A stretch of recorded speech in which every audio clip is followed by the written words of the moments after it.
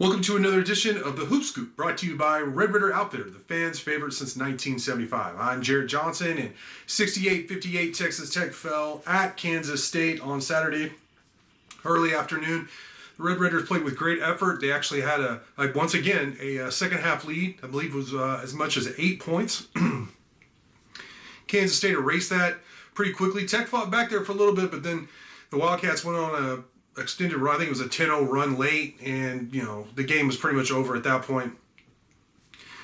Defensively, like I said, great effort. I think they played really hard. They held the Wildcats to 68 points, which isn't terrible. Kansas State's atop the Big 12 right now, playing really well. Texas Tech now has fallen to 10-9 overall and 0-7 in the Big 12. The 0-7 start is the worst since the 2011-2012 season, when the Red Raiders finished 1-17 in the Big 12. They lost their first 11 games to open Big 12 play. It's getting historic how bad the start is.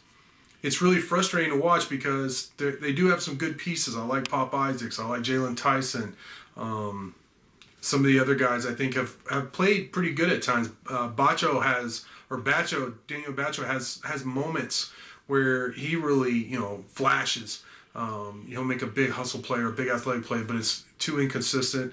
Kevin O'Banner, Davion Harmon have both, for the most part, struggled in Big 12 play.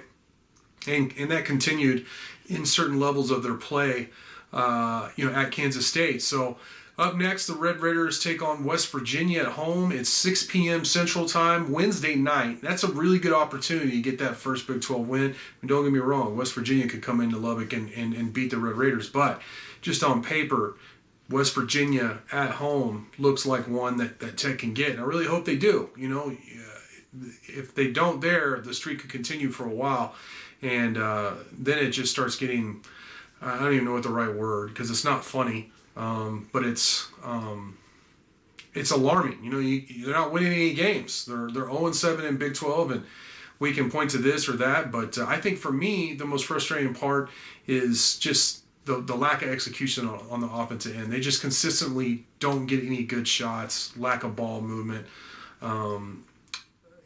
They can't get the ball down in the post despite having the size. And Daniel Batcho and Fardaws Amac, who was just okay. I think he only had 6 or 7 points on Saturday. So I think there's opportunities there coming up for wins, but they need to get on the board. I think maybe that could be a breakthrough for them against West Virginia Wednesday night, 6 p.m. But for now, I want to thank you for watching, and until next time.